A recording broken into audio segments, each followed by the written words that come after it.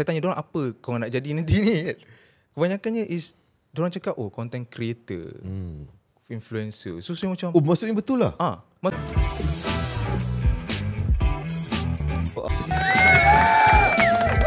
Welcome to this Bar Kingdom.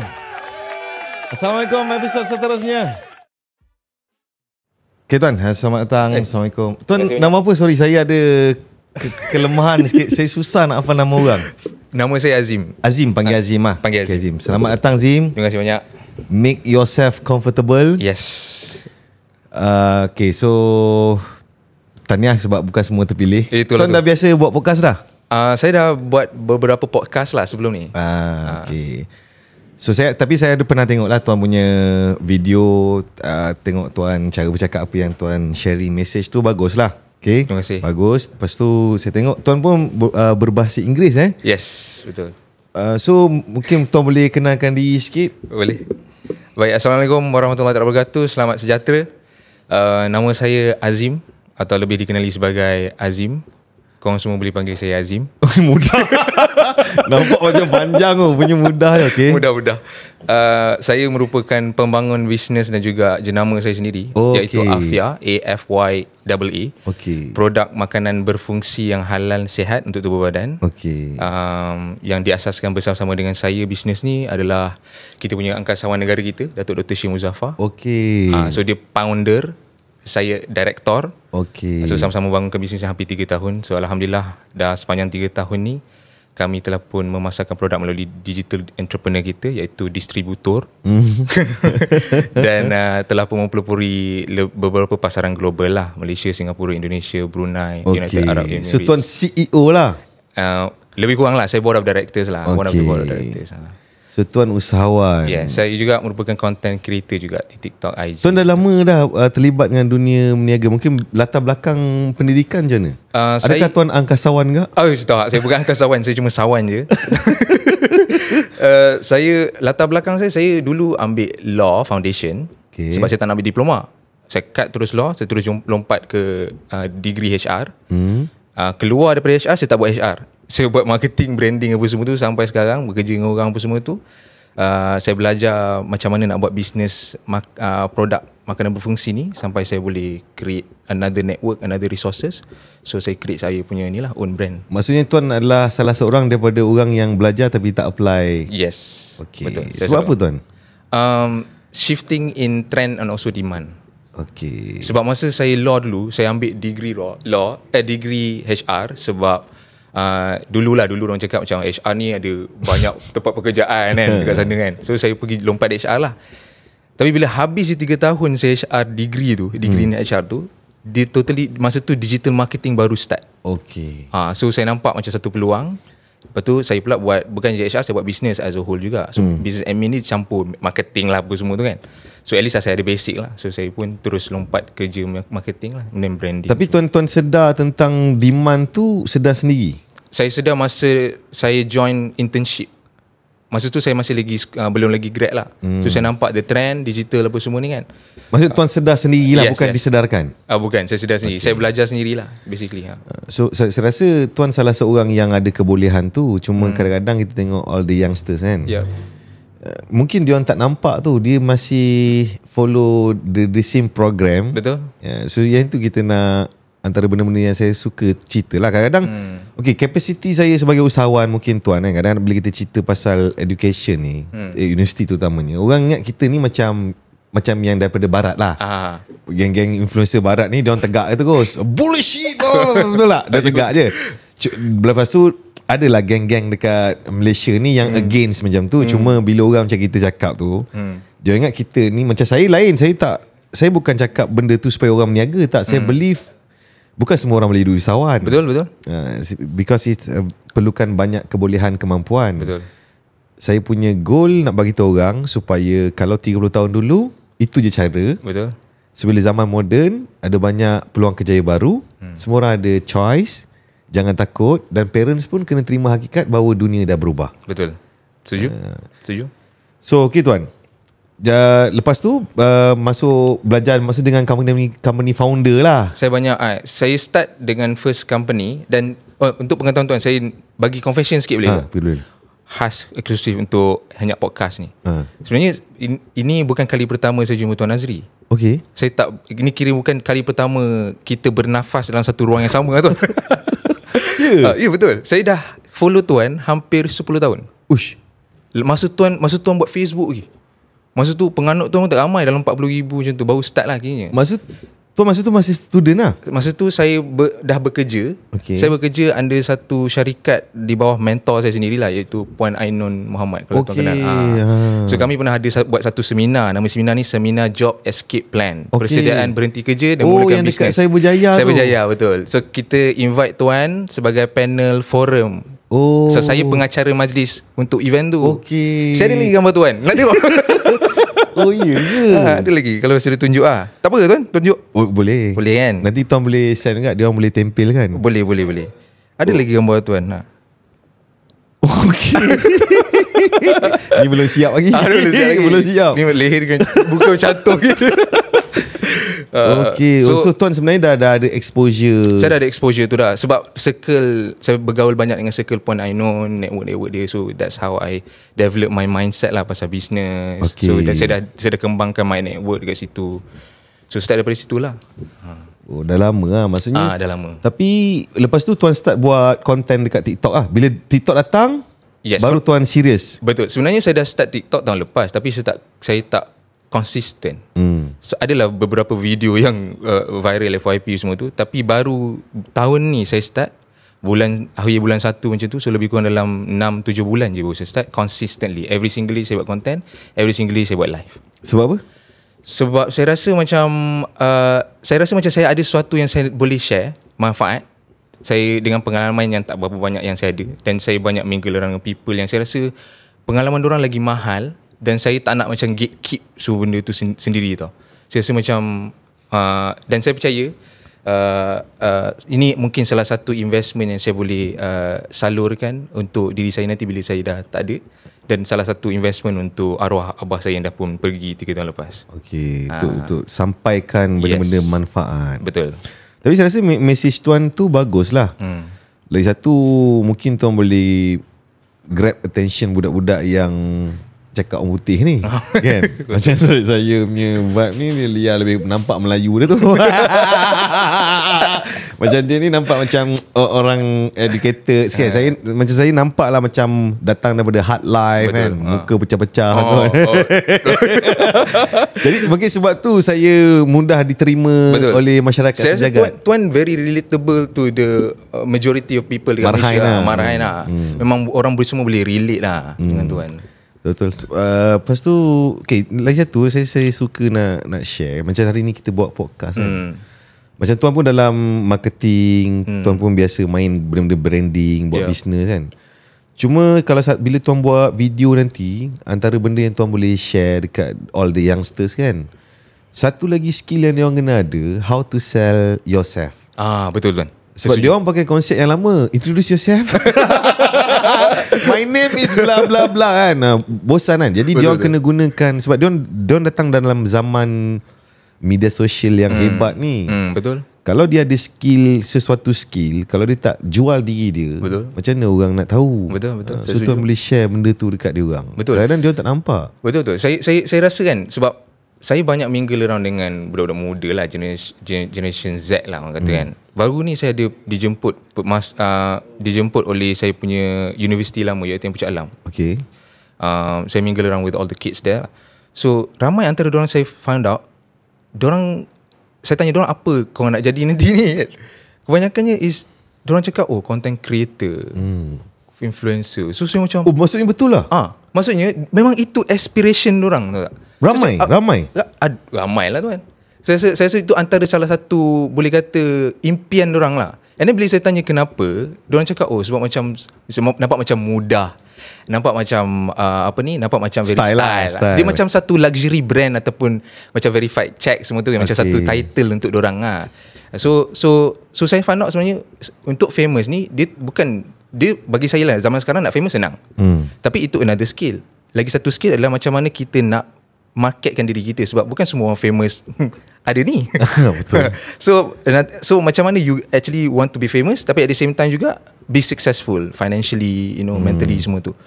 So itu another skill yang saya rasa mungkin budak-budak muda kena belajar. Okay, saya nampak ada satu gerakan yang against budak-budak muda jadi influencer, jadi content creator. Apa pendapat tuan?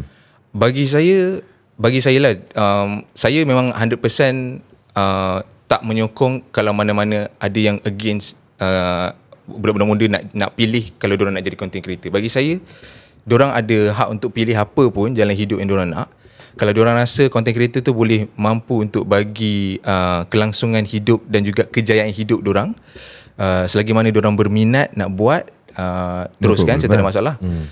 Cuma untuk yang betul-betul berminat nak buat ni, diorang kena tahulah bukan semuanya indah belaka bila jadi content creator ni. So ada up and downs.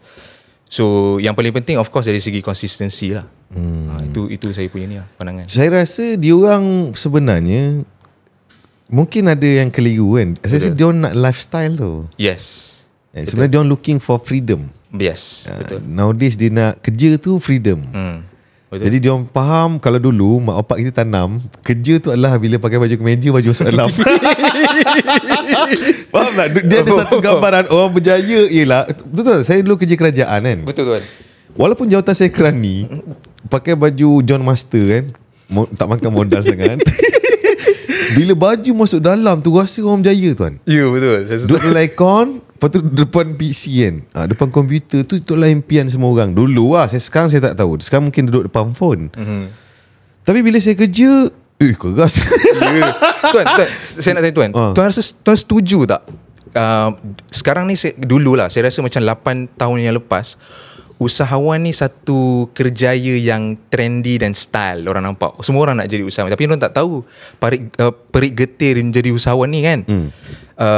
Lepas 8 tahun sekarang ni, kalau tuan nampak, the same shift happen for content creator. Orang nampak content creator ni satu trendy lifestyle punya title ataupun kerjaya lah untuk budak-budak muda. So saya nampak macam persamaan antara usahawan dengan content creator itulah. Sekarang ni dia trend tu lah. Saya rasa macam tu lah. Apa pandangan tuan? Saya rasa ya. Sebenarnya vibe ni datang daripada barat dulu. Kalau kita tengok dekat US, kalau budak-budak kat sekolah tu, impian dia memang jadi YouTuber. Ya betul. Kan memang itu impian dia orang. Cuma dia vibe tu dah sampai Malaysia lah. Cuma saya tengok bila datang benda-benda bedaak apa ni, benda-benda tak berfaedah ni, contoh macam apa yang level R, NPC tu. Jadi dia orang nampak macam senang ni nak buat live sebab tak payah cakap. Betul. Kan tunggu orang bagi gift, nasi lemak. Aduh. Okay, so saya nampak dia datang sekali dengan impact lah.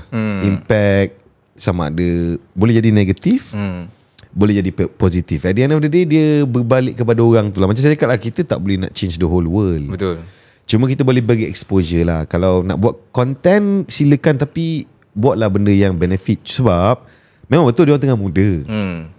Cuma dia orang kena, walaupun dia orang muda, katakan dia nak jadi content creator, dia kena ada plan. Dia kena anggap macam tu profession yang professional. Betul. Macam dia kerja kerajaan, okay, N17, lepas tu naik apa, dia kena ada plan. Betul, saya setuju. Kalau dia buat sekadar untuk entertainment, akhirnya dia akan, itu yang jadi burn out tu. Yes, saya setuju.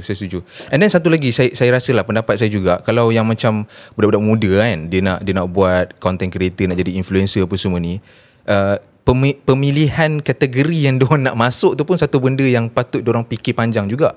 Sebab tengok kalau contoh, ada kebanyakan content creator yang saya jumpa, adalah juga saya borak kan, to the point diorang punya niche lebih kepada macam komedi tau.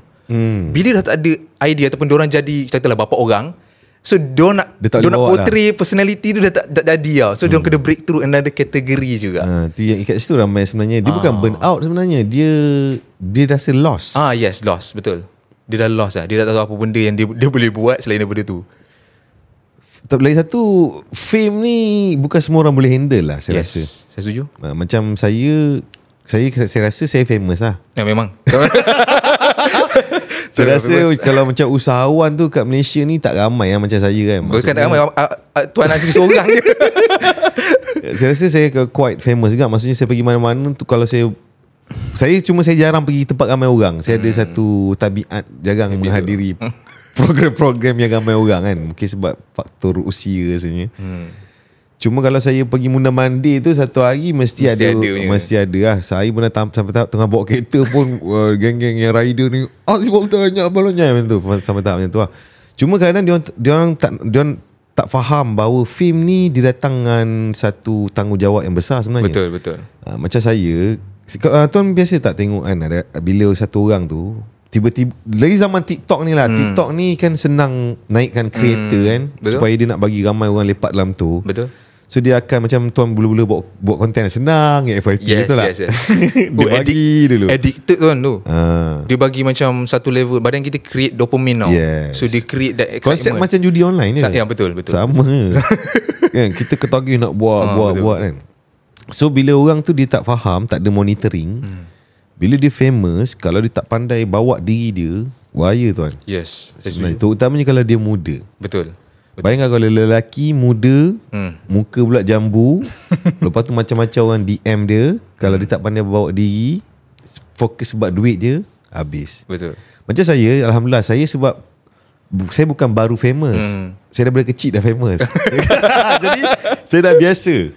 Faham tak? Bila saya main bola ni semua kan, walaupun dia bukanlah macam semua orang kenal, tapi untuk pemain bola ni, saya pergi mana-mana tu adalah orang kenal. Ketika usia saya masih remaja macam tu, saya dah biasa benda macam tu. So saya memang dilahirkan untuk famous.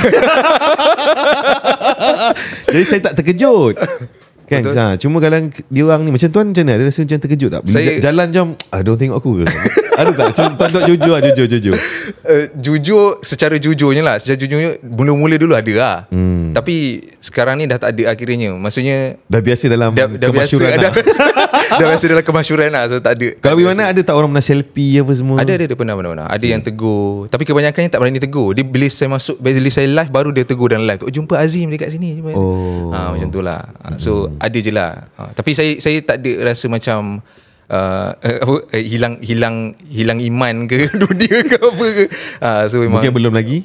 Itulah saya harap tak lah. Nauzubillah. Harap tak lah. Sebab masyhur ni di satu ujian yang bukan mudah sebenarnya. Betul. Saya dah lalui macam-macam tuan zaman kemasyhuran kan. Tapi alhamdulillah saya masih di jalan yang lurus. Antara kalau tuan boleh share sikit lah, antara apa benda yang pengajaran yang tuan rasa melalui zaman kemasyhuran ni tuan ni kan, sampai sekarang kan, apa benda priceless experience ataupun pengalaman yang tuan boleh share lah, kalau untuk budak-budak muda yang baru lagi nak up ni dalam dunia kemasyhuran. Saya suka share daripada sudut seorang lelaki. Silakan. Antara saya rasa benda yang saya buat yang tidak membuatkan banyak kejahanaman ataupun malapetaka, satu sebab saya memang privatekan saya punya kehidupan peribadi. Saya tak tunjuk isteri saya, tak tunjuk anak-anak, macam tak selfie ketika birthday macam tu kan. Sebenarnya saya rasa satu, kalau tuan tengok zaman moden ni lah, Gen Z ke Gen Y ke ataupun yang usang pun sama je. Dia rasa macam ada satu keperluan untuk dia bagi tahu orang bahawa dia rasa sesuatu. Yes. Validation tu semua orang terlibat. Betul. Saya rasa sebagai manusia kita semua ada feeling tu. Cuma kita kena pandai handle. Self control lah. Kena ada self control. Kalau contohlah, bila saya rasa antara benda yang saya rasa membuatkan saya tak banyak pening-pening, jadi bila saya tak libatkan benda-benda yang melibatkan kekeluargaan ni semua, jadi saya tak ada banyak share benda pelesu lah. Sorry to say lah. Saya rasa mereka-mereka yang menggunakan, saya tegak lah, saya tak peduli siapa, yang menggunakan isteri untuk membina follower, saya feel sorry untuk dia orang. Sebab one single day, kita orang Islam tuan, kan, kita walaupun liar namun jinak. Sebab at the end of the day kita akan ditanya tentang apa yang kita buat kan. Betul, saya setuju. So apa yang terjadi kepada keluarga kita, semua tanggungjawab kita sebagai lelaki.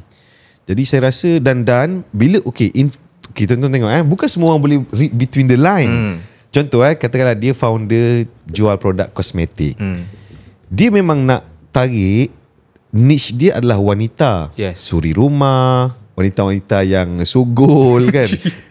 Pasal wanita ni hidup dia dengan emosi. Betul. So bila dia buat konten-konten yang surprise, benda-benda romantis. Jadi dia akan berjaya tarik. Kalau cerita dari segi fundamental marketing tu bagus lah. Ya, betul. Kan tak ada salah pun. Memang konsep dia betul lah.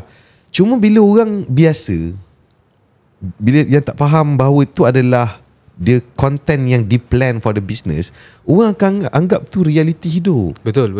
Akhirnya ada banyak kes tuan ni, macam mungkin tuan punya follower ramai yang Gen Z kan. Macam saya follower ramai yang usang, macam-macam tuan. Perempuan yang DM, mesej, maksudnya perempuan yang isteri orang. Isteri orang Isteri orang bukanlah bergatal, maksudnya luah perasaan suami dia macam ni, macam tu. Ada yang suami luah perasaan isteri dia macam ni, nak hidup macam orang lain. Pening tuan. Kalau kita ikut standard statistik, kalau contoh ada 5 orang tanya, sebenarnya kat luar sana ada ramai lagi tapi tak tanya. Betul. Itu apa yang kita nampak kan. Sebenarnya malapetaka ni memang berlaku real tuan. Dan ada ramai orang yang hidup dia kadang-kadang bergaduh sebab benda-benda media sosial je. Betul. Rugi. Betul. Tapi saya setujulah dengan pandangan tuan juga. Sebab bagi saya lah sebenarnya apa yang dipamerkan dalam social media ni, saya nampak macam satu permainan dan juga senda gurau lah bagi saya. Saya tak nampak social media ni satu tempat yang kita perlu take it seriously. Of course dari segi manfaat tu, of course kita akan sampaikan dengan yang sebenar-benarnya, kan, kalau boleh. Tapi benda-benda yang bersifat macam lakon balik apa semua kan, bagi saya ini semua bukan entertainment je. Itu bukan reality sangat pun. Betul. Cuma tak semua orang boleh baca tu lah. Yes, betul. Kadang orang ingat ini betul ni. Yang lurus. Betul. Yang tu ramai, kesian kat dia orang. Jadi bagi saya, macam tuan pun dah ada follower. So kita ada tanggungjawab sosial lah. Yes. Apa-apa yang kita cakap. Okay, contohlah, kalau kita nak bagi tahu benda-benda yang comfort semua orang, dan tentu kita akan ramai follower tuan. Yes. Betul. Faham tak? Betul. Cuma kena ada orang yang bagi tahu reality. At least orang lain yang dirasa dia terfikir sesuatu yang macam tak kena. Tapi dia tengok orang lain suarakan, dia kata betul lah apa aku rasa. Kalau tak, walaupun dia rasa something wrong somewhere dengan sesuatu cara hidup, bila dia tengok majoriti orang macam tu, akhirnya dia tak berani jadi diri dia. Betul. So itu bahaya. Saya pun kalau nak sentuh balik pasal tadi topik kita pasal Gen Z kan, saya nampak sebenarnya untuk generation yang macam ni, generation Gen Z ni, dorang ni ada satu kepayahan lah dalam diri dorang. Dorang tak ada self confidence. Dorang tak diterapkan self confidence, tapi they are very good at portraying confidence in social media yang tak betul pun. Maksudnya contohlah kalau dorang bukan berduit, dorang akan nampakkan yang seolah-olah dorang ni berduit.